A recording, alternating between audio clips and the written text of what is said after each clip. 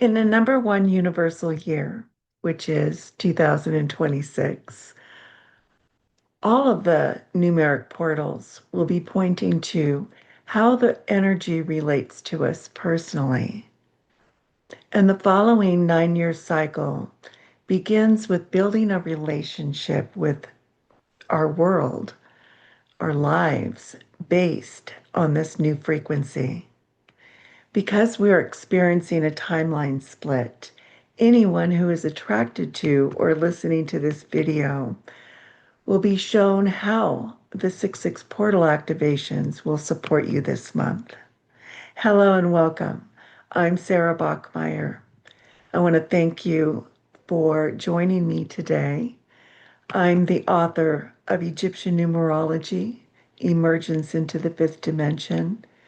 And this book is one that focuses on the language of numbers as they present themselves from a higher consciousness.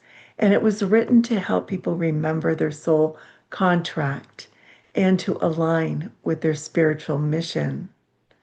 The next book that I wrote is The Path of a Wounded Healer. Liberation is for the asking. And this book was written to inspire those who came into this lifetime as messengers and also to help lift the dark veil surrounding our planet through their personal healing process. So in Egyptian numerology, the June 6th 6/6 portal activations points to healing. It points to the healer and the process of integration with your physical body and these new frequencies. The number 6 carries the healer, the psychic, the nurturer, the teacher, and physician energy. The number 6 represents the need for our life path to establish and maintain harmony and balance.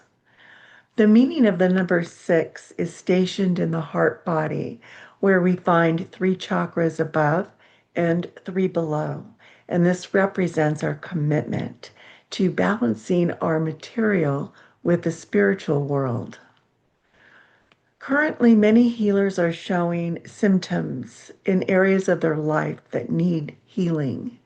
And this is because healers in general have a tendency to take care of others before they take care of themselves. They're such givers. There is always an energy exchange when a healer depletes their reserve to help someone else. We are now ready to find the area of our lives that gets depleted and to bring balance and harmony into our physical body. Healers who use their gifts as a source of income may find right now, they may find themselves temporarily out of business, or maybe their business has come to a halt. And this is the universe's way of getting your attention to take care of yourself by integrating our new energy frequency. We are currently being pointed toward regenerating our physical bodies so that we can hold more light. So be reassured that this is not an ending, but part of the beginning revenue and energetic era. Defining a healer, I like to say, is someone who helps another find joy in their life. And this could be physicians, nurses, psychologists, paramedics. Those are easy to identify as a healer.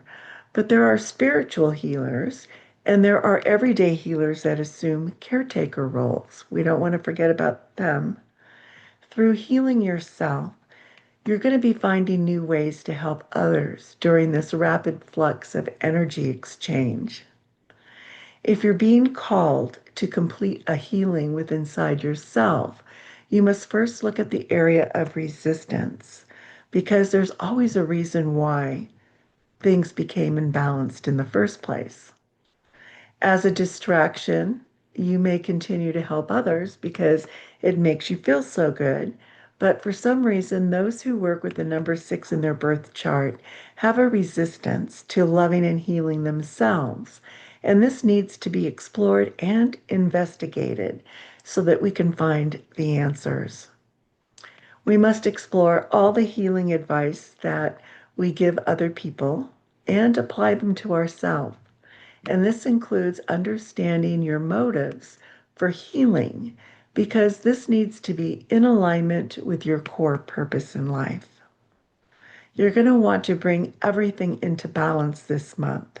There's no more time to waste on distractions.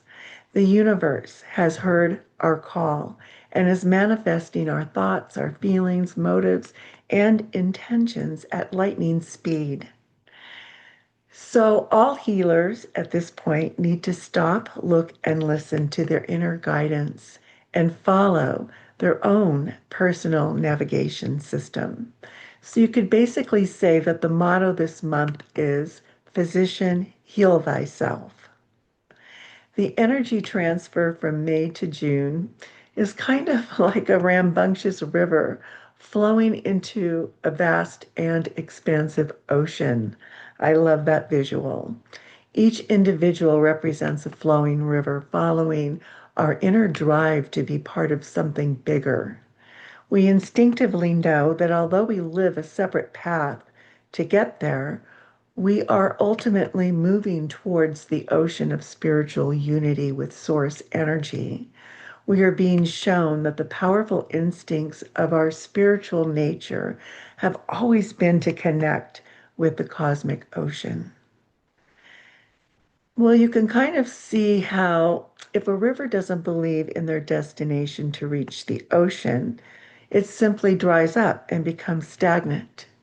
Every successful river carries the quality of humility because they know that they are only a small part of the ocean's vastness.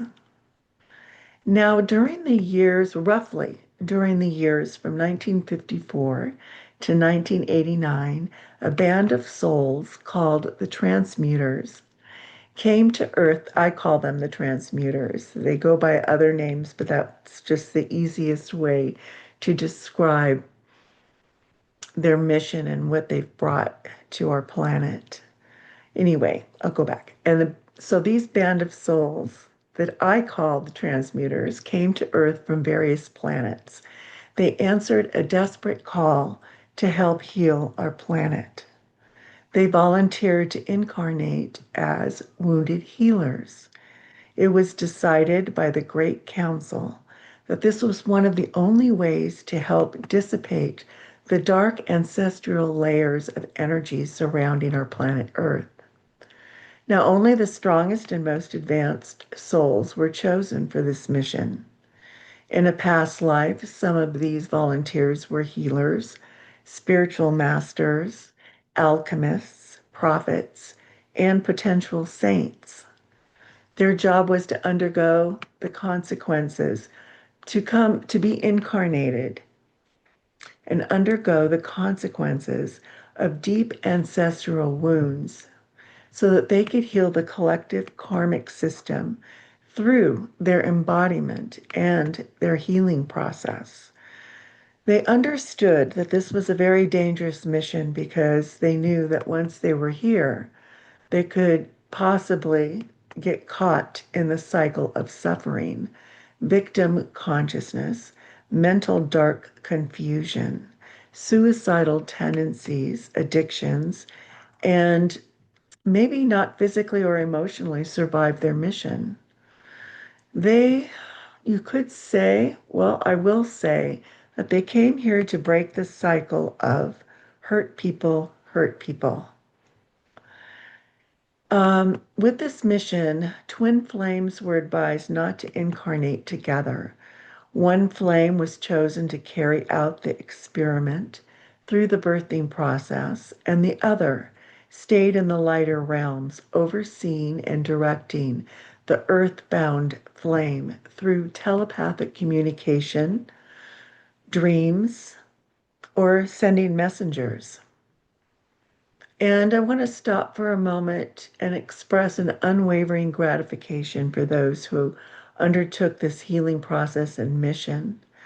For those of us who can see and feel the energy shift, we know the amount of effort it has taken to make this happen.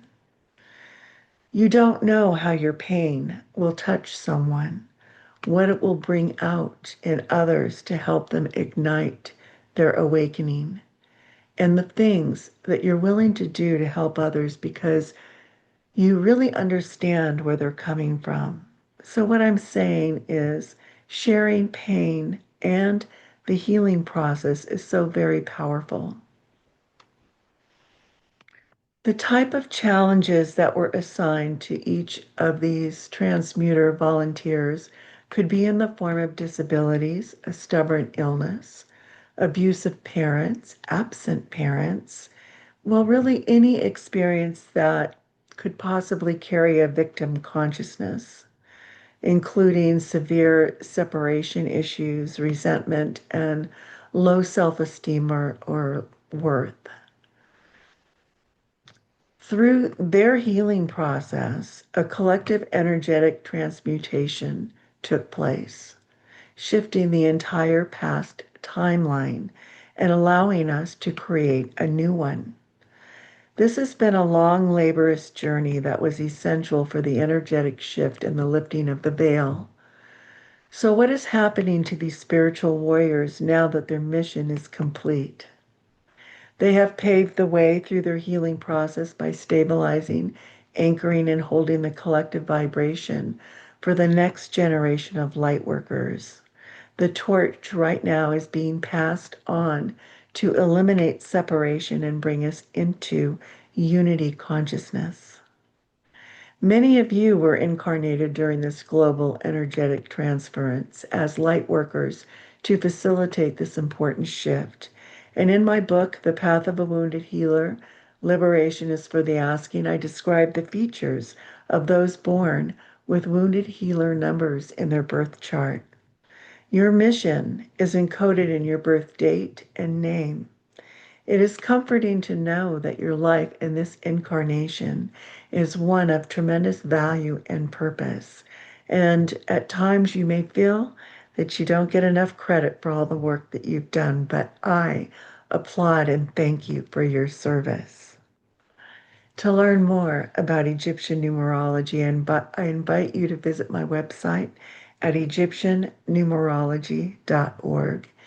If you resonated with this video, please like, share, subscribe, and comment to me below.